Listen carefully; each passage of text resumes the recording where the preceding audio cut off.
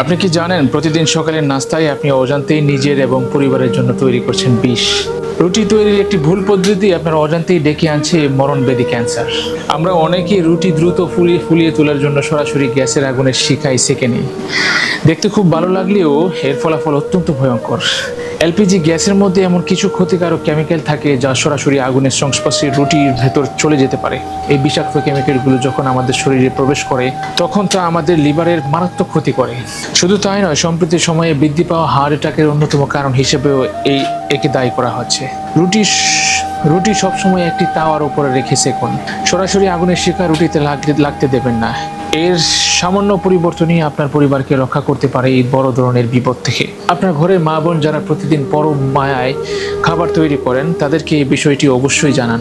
ভিডিওটি এখনই শেয়ার করুন সবার সাথে, যাতে সবাই সচেতন হতে পারে। আপনার শেয়ার থেকে আরেকটি পরিবার সতর্ক হতে পারে। তাই ভিডিওটি সবাই শেয়ার করুন। আল্লাহ হাফেজ।